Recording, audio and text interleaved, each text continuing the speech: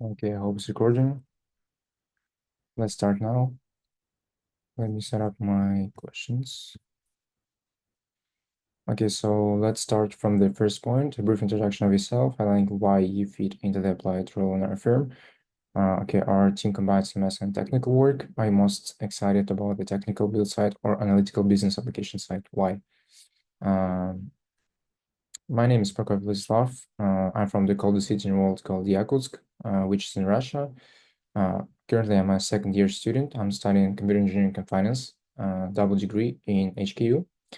And okay, let's talk about why I fit into the applied role in our firm. I'm really interested about finance. I'm really interested about engineering, but I would describe myself as an engineer who is curious about mathematical engineering and data application in finance. I'm not just pure guy who is interested in finance, like company valuation and all that stuff. I just want to see how can I apply my mathematical skills in finance field, which is really, really important for me. And I think that your company can provide this opportunity. Are you more excited about the technical build side or analytical business application side? I would say that I'm more on an analytical and business application side since but it's the same reason as for choosing my degree, because I really like to see how can I apply my engineering skills in a field that is not really like related with it, which is finance.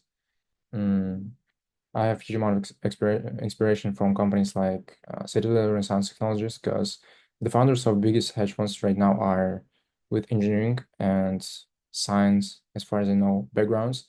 And I think it's really, really interesting to challenge yourself and try to find some research insights in markets and in the real world. Okay. Elaborate a recent internship, research, competition, extracurricular activity, or personal project. Could be non-technical related that you invested significant effort and did well. What did you achieve and learn from that experience? Okay, here I want to talk about my last experience with my team during the quantitative hackathon. During that hackathon, we achieved the #1 composite score during the first round. It included, as far as I know, Sharpe ratio, Sortino ratio, and PNL. Yeah. Okay, so let's talk about the experience from that one. It was honestly, it was my first quantitative hackathon. It was really hard for me since I was responsible for development. I was a quantitative developer in our team. I also was our captain, and sometimes it's really, really hard to solve some kind of problems in a team, especially it's when it's a conflict of interest. You should decide, you should negotiate, of course. And from this experience, I learned that communication and ability to divide your labor, it's a really, really, really important part of the team, especially if you have small teams. If it's like a team for competition or it's a startup, it's really important to start with communication because it's always communication heavy process, especially if you're talking about some really hard challenges like hackathon or producing, for example, providing an MVP, providing some product, you should be able to like literally talk with the team, not be like some guy in a corner who coding 24/7 and don't talk with the team. Like I don't really appreciate this kind of approach. Okay, let's move on to the third one. Pick a recent coding project that you undertake. Explain in non-technical layman terms. Okay, non-technical layman terms on what you did and achieved to understand the breadth and depth of coding work you did. Please show us a quick tour of your work in your GitHub library. Okay, let me share my screen. I hope you can see my screen. So let's log in on my GitHub account. Okay, I need some time to decide which one I want to explain. I think, okay, figure bucketing system is not such a big project. I didn't spend a huge amount of time on that. I just tried to polish my statistical skills. Gas forecasting system is not such a big one as well. I just tried to understand some time series analysis logic. by using the Metas AI. So I think I would explain this one, Option Lab. I spent like, I think 1.5 months to produce this project, to provide some projects. So at first I would say that my inspiration was Acuna Capital Option course.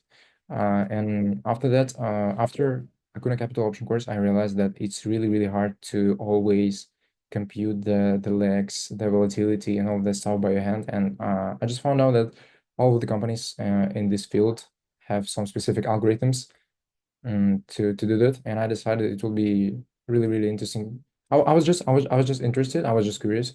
Can I do something like that, like big companies by myself? And I decided to do market overview, volatility scanner, option pricing, and hedging advisor pages. Okay, so in a non-technical layman terms, right?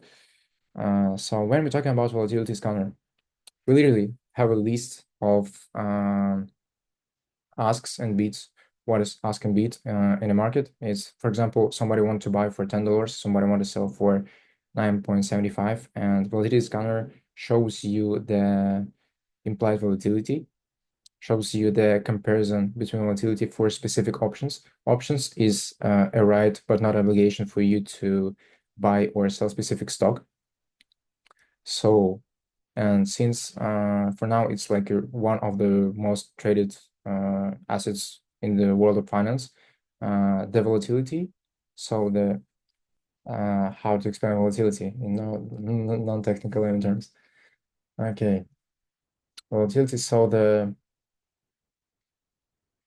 frequency of changing prices for these specific assets could be high and could be low, and we can say that for a specific option, the price heavily depends on this frequency. And I made a scanner that show us the changing of volatility. So in fact, it's like a frequency of changing frequency, right? On volatility scanner, I tried to show if some specific options are undervalued or overvalued, since the volatility have a really, really heavy contribution for the price of the option, which is the right to buy or sell. So let's say option, just to make it easier for non-technical layman terms, we can say that option is like a some specific type of an asset, like in stock, but like a bit more complicated. Yeah, so I did a system that analyzed the frequency of changing prices for this specific asset and show us can we like probably perhaps like can we make some money? Do we have some profitable opportunities on the market? Okay, let's talk about option pricing part.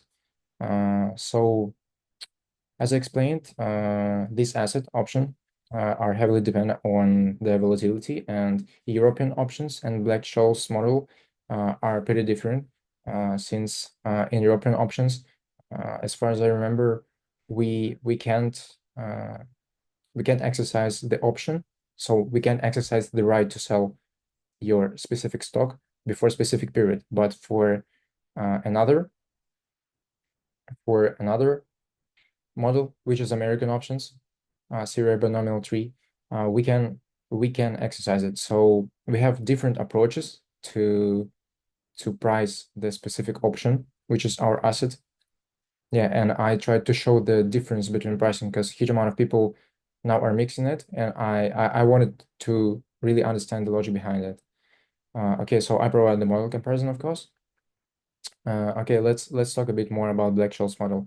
Since you can't sell the European option at first place before a specific date, it has like it's like a river flow, right? It's like more continuous. And when we're talking about American option, you have like you have ability to sell it or not to sell it at a specific time. So it's more like discrete. It's like step, boom, like yes, no, yes, no, yes, no, and you build like such a big tree to provide the price at specific moment and specific volatility. Okay, let's talk about hedging advisor part. Delta neutral sizing. What does it mean? For example, you have a specific option, which is the right to buy or sell stock, but not which is important one, not an obligation. So, for example, your stock have have really high volatility, and also your option has a really high volatility, and you should hedge the position. What does it mean to hedge the position? For example, in plain terms, I want to eat bread tomorrow. If I want to eat bread, I have like some complement. So let's see the option and the stock as a complement. No, not a complement. Sorry, substitutes as a substitute. For example, if I buy bread today, it could cost more tomorrow, and I make profit on it just by selling this bread. Or for example, I can buy some coupons. I can buy some coupons for bread for tomorrow, and they could cost less for me today. And for example, I could buy coupons for another bakery. And for example, we have two markets. One is a bread, another one like bread in a grocery market and in a bakery.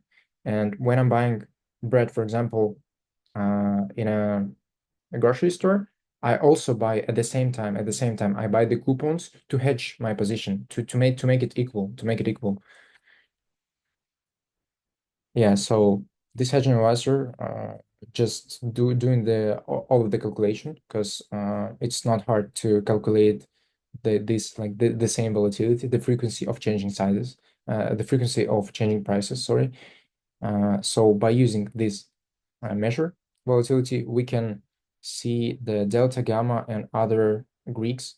Greeks are the specific, let's say, specific hedging values for specific assets like options.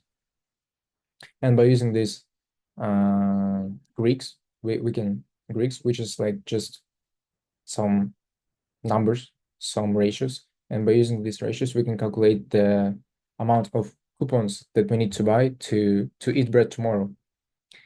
Okay, so let's talk about market overview.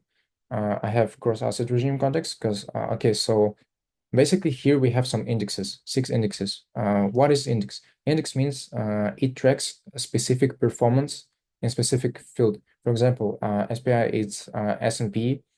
IWM is I forgot which one is that. Actually, we have VXX, which is volatility, market volatility index. We also have gold, which is also index related to gold price movement. And these in my opinion, these 6 fundamental indexes can show us let's say that market is a person, and these 6 indexes can show you the mood of a person. Is he like more sad, more happy?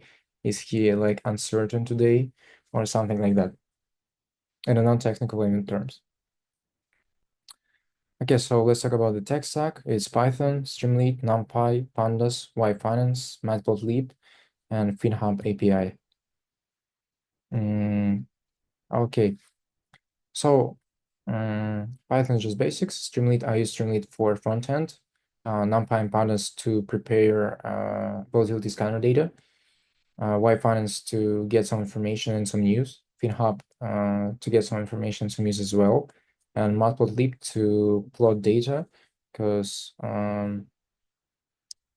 I also had, as far as I know, I also had a page which is related to, not to option pricing, but for option trading strategies, which helps you to calculate legs and your profit. What does it mean? For example, when you have a specific strategy, it's just exhausted to calculate your profit every time. So when you have specific strategy, you can just input numbers and see your profit and compare it to volatility, compare it to the market, to opportunity cost, and see if it's profitable and if it's okay for you to trade it. Okay, let's show you interface just a bit. It's main page. It's market overview site. Market overview page with news to see the mood of the market, and also some screenshots with option trading strategies. Okay, I will stop sharing here.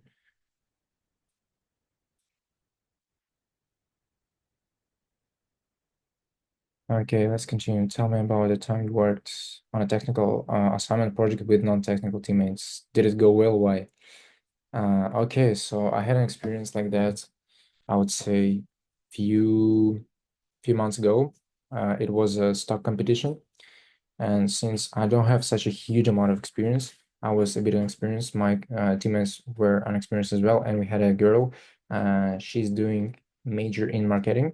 And it was really, really hard for me and my friend to explain the the DCF model and all of that stuff. And we decided just to explain it as a prediction. And I think it's really, really important when you're working with people with non-technical, with non-technical background, uh, to explain it in plain words. And I think two main keys to do that is, I think first one is examples, of course, and second one is a comparison. For example, you can say, like, if we are talking about metrics, what is metrics for? For example, we want to make some simulation. Simulation for what? Simulation for borrowing rates. For example, if our company is related with banking and we want to make some prediction, we need to use metrics for that. And she's asking, what is metrics? And we can say, like, that metrics is just let's say symmetrical house. It's like a symmetrical house for numbers, and each number has a specific position. So for example, on the left corner, we have 2, on the right corner, we have 1, on the left bottom corner, we have 3, and on the right bottom corner, we have 5. It means that each number has its own position and like a room in a house, right? And it's responsible for each specific zone. Okay, it was really silly example, but I did my best. I think it's really important to make a comparison and examples, like really, really simple real world examples for non-technical teammates and non-technical people that you work with. Okay, did it go well? I would say yeah, because we decided that it's better to just divide our labor in a group. So for example, somebody's working on a presentation, somebody's working by the way, our teammate, who was a girl, she worked on a presentation and also on specific technical part that we explained to her, because it was really important for us to work as a team. And also she provided us with some feedback how to present, how to do all of that marketing related stuff. So I think when you're explaining something, it's really important not just to explain, not just to be that smart guy, but to to be to be open and provide, like, do your best in your communication skills. Okay, let's move to the next one. What are your most often used AI tool in assisting your coding work? What do you normally use this for? I like one recent example to showcase your deep understanding and application of AI tools. Describe your AI learning journey. Okay, so I'll be honest, I found out about AI when I just got into university. It was ChatGPT. Currently, I'm using Cloud Code for coding, and mostly I use it for front-end development because it's kind of I would say it's kind of boring for me because I'm really on a backend side. I really like to work with logic, try to change some constraints, find some patterns, some insights by using data. And I don't want to spend my time for front end, so I mostly I spend my time with AI working on the front end just to make it look good. Okay, describe your AI learning journey. At first, during the first 2 months, of course, you're like, okay, I have AI, I don't need to study, and some kind of these thoughts. But after that, you realize that you really need to leverage opportunity to learn faster than other people. And I think I'm kind of succeeding it now. Mm, I'm learning more with AI for now. I'm trying to do more mock tests, more mock exam tests, and these kind of opportunities are really, really crazy by AI for now. Okay, explain to someone who only has limited AI experience on how OpenClaw works or similar product. Okay, let's talk about OpenClaw. Let's make an assumption that the person that I'm talking with has stated limited AI experience. I think if we're talking about limited AI experience, person knows what is chatbot. And let's say that OpenClaw is just upgraded mega version of a chatbot. For example, if you have a chatbot, you can just chat, get some answers, and that's it. But if you have OpenClaw, which is upgraded version, it can see your files, it can see your schedule, it can see your work pipeline, and it means that it can help you manage the real time your your real time responsibilities, your projects, and connect it to the virtual world. For example, your laptop, your email, your any working environment, and it's really cool. It's a really good opportunity, but I think uh, if we're talking about security, I don't think it's such a good idea to use it in big companies because I think it has some security issues and it has some risks, some pitfalls. But if it is a startup, I think it's a really good tool to leverage since you don't need a worker, you just need a tokens, which if we're talking about non-technical layman terms, tokens, it's like salary for your upgraded chatbot. Yeah. So you can just hire an assistant who is working for you, but not physically here. Okay. Pick a recent economic, business, or financial event that interested you, and if you've been investing meaningful time and following the event, why you're interested in the topic, and what do you want to expand your knowledge on? Okay, so let's talk about 28th regime in European Union. I think it's really interesting and important topic because they're planning to change the whole business structure for the whole European Union because they calculated the deadweight laws because of that different business rules, and it was like as far as I know, it was crazy number like about 500 billion euros, and I think it's really wise decision, but it needs a huge amount of collaboration and communication between countries, and I think I was interested in it. I was interested in it a few weeks ago because it will affect the banking and especially e-banking sector because the amount of cross-border transaction will increase. And I'm really into that situation right now. I'm trying to see all of the proposals to check the current situation for that now. Yeah, and I think the changes like that would affect market a lot, especially if you're talking about some labor laws and labor market in the future, like especially in the next 2 years. Okay, while top big tech companies in the US achieving sky high valuation, the share price of their counterparts in China are rather muted. Are China tech stocks undervalued? Is this a good time to buy? Okay, it's tricky one. I would say it's tricky one. Mm, okay, I think that US market is much more established than Chinese one. It's like the first point, because yeah, US market and US capitalist history has much more experience, much more players for now, and much more. It has much more time to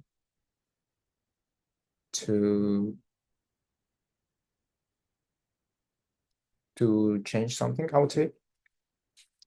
So, and if we're talking about Chinese market of stocks, the main point here, I think that it has a lot of risks, and the main risk for Chinese markets is regulation of the country because US more driven by capitalism, by money, by power, right? And China is more under the body regulation. And I would say it's really risky for investors. And that's the main reason, in my opinion, why some of the tech stocks in China are undervalued. Okay, I hope it was not too fast. I tried to do my best, to be honest. Thank you for this opportunity. Thank you for your time and consideration. Uh, Bye.